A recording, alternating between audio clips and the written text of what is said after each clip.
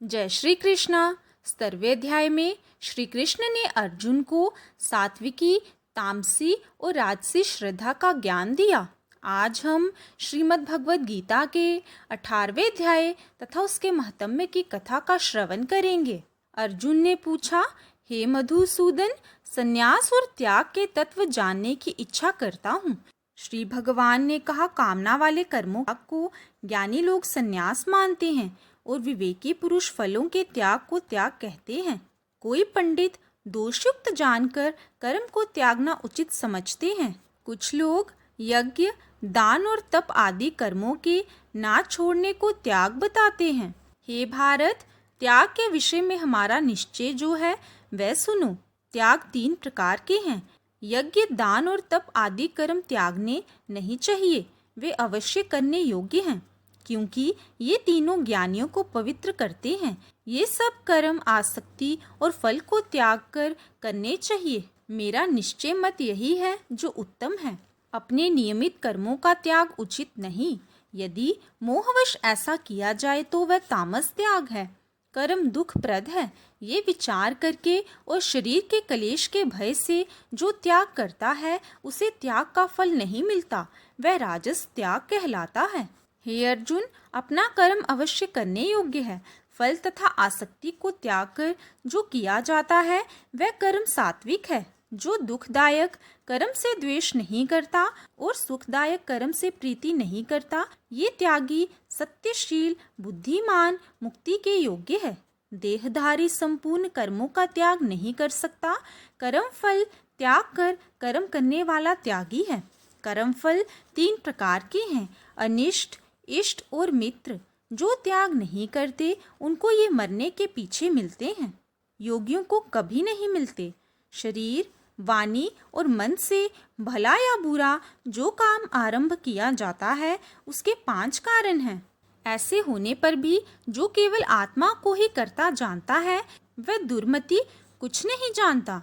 जिसको ये अहंकार नहीं कि मैं करता हूँ और जिसकी बुद्धि कर्मों से लिप्त नहीं है, वह मनुष्य प्राणियों को मारकर भी उनको नहीं मारता और उनमें नहीं बनता। ज्ञान, ज्ञेय और ज्ञाता ये तीनों ही कर्म के साधन हैं। सांख्य शास्त्र में ज्ञान, कर्म और कर्ता ये सात्वादिक गुणों के भेद 3 प्रकार के हैं। इनको भी सुनो। जो सब भिन्न भिन्न प्राणियों में अविनाशी अविभक्त सत्ता को देखता है वह ज्ञान सात्विक कहलाता है। जिस ज्ञान से प्राणियों में नाना प्रकार की सत्ताएं दिखाई देती हैं उनको राजस ज्ञान जानो। ऐसा ज्ञान जिसमें बिना कारण और तत्वार्थ के जाने एक ही कार्य में लगा रहे अल्प और तामस ज्ञान है। फल की इच्छा ना करके जो नित्य कर्म किया जाता है सात्विक कर्म है। जो फल की इच्छा से और अहंकार से बड़े यत्न से किया जाता है वह कर्म राजस है। जो कर्म परिणाम, धन का खर्च, दूसरे की पीड़ा और अपना पुरुषार्थ ना जानकर मोहवश किया जाता है वह तामस कर्म कहलाता है। संग में रहित अहंकार, धैर्य और उत्साह युक्त सिद्ध और असिद्ध में समान जो रहता है वह सात्विक करता है।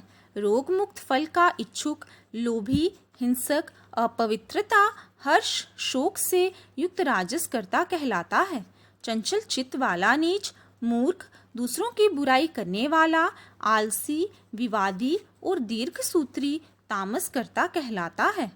हे धनंजय, गुणों की तरह बुद्धि और धैर्य के भी 3 भेद हैं। उनको विस्तार से कहता हूँ, सुनो। जो बुद्धि, प्रवृत्ति, कर्तव्य, अकर्तव्य, भय और अभय का बंधन वह मोक्ष को जानता है वह सात्विकी है। हे पार्थ, जिससे धर्म और अधर्म, कर्तव्य और अकर्तव्य ठीक निश्चय नहीं होता वह राजसी है। हे पार्थ, जिस अज्ञानी से बुद्धि से मनुष्य अधर्म को धर्म मानता है वह तामसी है। हे पार्थ, जो प्रसंग से फल की इच्छा वाला है, जो धर्म, काम तथा अर्थ को धारण करता है उसकी धृति राजसी है। हे पार्थ, जिस धृति से मूर्ख जन निद्रा, भय, शोक, विषाद और मद को नहीं त्यागते वही तामसी वृत्ति है। हे भारत, 3 प्रकार के सुखों को सुनो जिनके अभ्यास से चित्त रमता है। दुख का अंत हो जाता है, वही सुख सात्विक है, जो आरंभ में विष के समान और अंत में अमृत के समान होता है। जो सुख आरंभ में अमृत तुल्य और अंत में विष के सदृश विषयों और इंद्रियों के संयोग से होता है, उसे राजस कहते हैं। जो सुख आदि और अंत दोनों में मनुष्य को मोह में फंसाता है और जो नींद, आलस तथा प्रमाद से उत्पन्न होता है, वही तामस है। शम, दम, तप, पवित्रता, क्षमा, नम्रता, ज्ञान, अनुभव और परलोक में श्रद्धा, ये ब्राह्मण के स्वाभाविक सिद्ध कर्म हैं। बहादुरी, तेजस्विता, धैर्य, चतुराई, युद्ध में स्थिरता, उदारता और प्रभुता, ये क्षत्रियों के स्वाभाविक कर्म हैं। खेती, गोरक्षा, व्यापार, वैश्यों के स्वाभाविक कर्म हैं। तीनों वर्णों की सेवा शूद्र के स्वाभाविक कर्म हैं। जो लोग अपनी प्रवृत्तियों के अनुसार कर्म करते हैं, उनको सिद्धि प्राप्त होती है। वह सुनो जिसमें सब प्राणियों की प्रवृत्ति हुई है, जिसने सब जग का विस्तार किया है। उस ईश्वर को अपने कर्मों के द्वारा आराधना करके मनुष्य सिद्धि को पा जाता है। दूसरे के उत्तम कर्म से अपना कर्म ही श्रेष्ठ है। स्वाभाविक कर्म करने से पाप नहीं लगता। सर्वत्र आसक्ति को छोड़ने वाला, आत्मा जीतने वाला, इच्छा रहित मनुष्य संन्यास के द्वारा सर्व कर्म निवृत्ति रूप परम सिद्धि को पाता है। वह फिर किस तरह ब्रह्म को प्राप्त होता है, सो मुझसे सुनो। यही इस ज्ञान की परानिष्ठा है।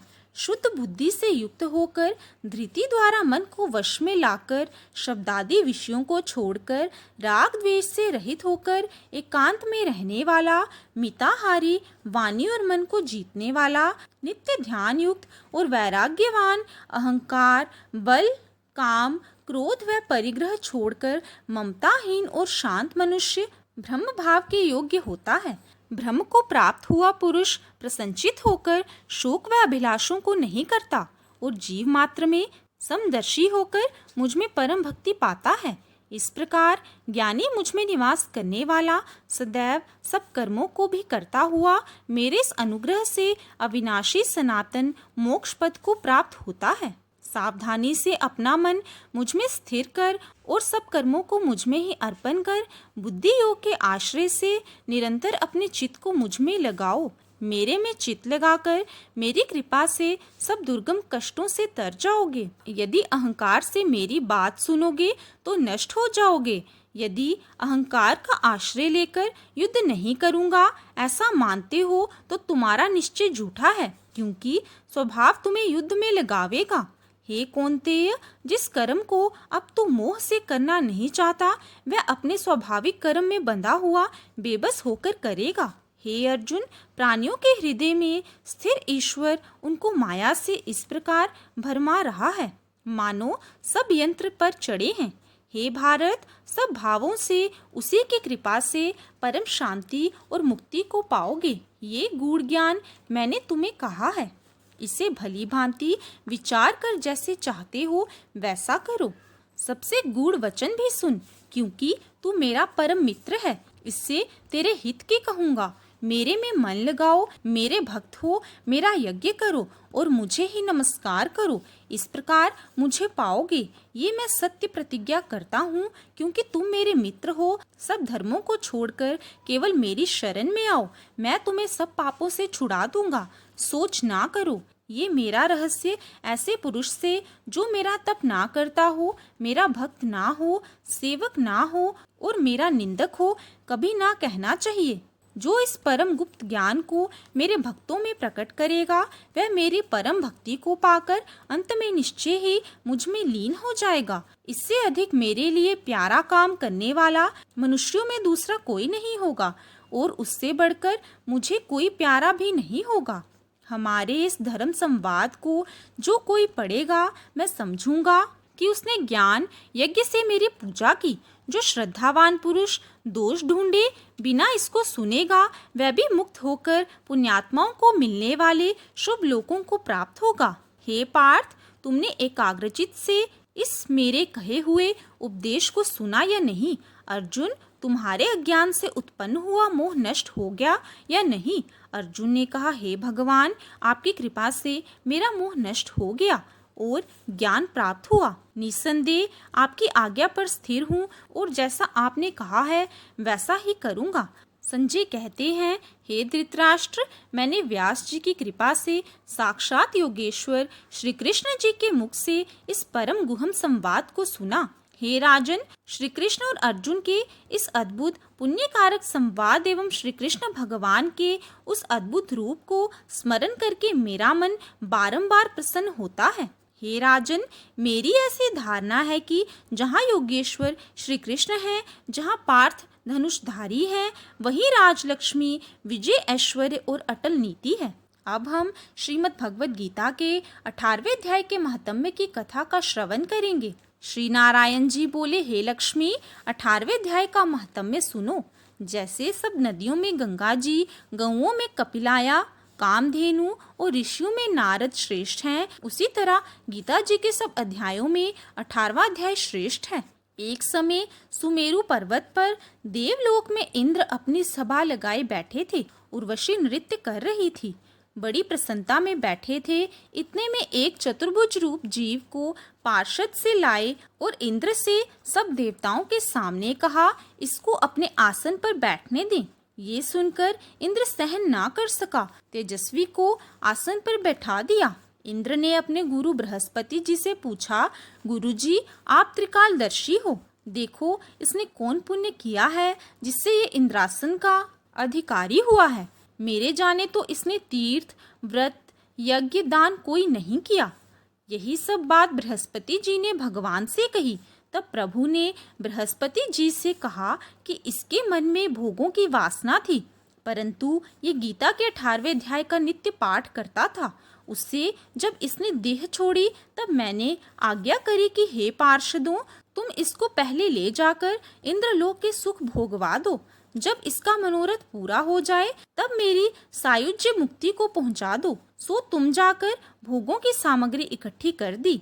तब इंद्र और सब देवता आए। आकर इंद्र से सब भोगों की वस्तु एकत्र कर दी और कहा, इंद्रलोक के सुखों को भोगो। कई काल इंद्रपुरी के सुख भोगकर फिर भी श्री कृष्ण की कृपा से सायुज्य मुक्ति पाकर बैकुंठ का अधिकारी हुआ। श्री नारायण जी कहते हैं कि हे लक्ष्मी, यह 18वें अध्याय का महात्म्य है। गंगा, गीता, गायत्री ये तीनों कलयुग में मुक्ति की दाता हैं।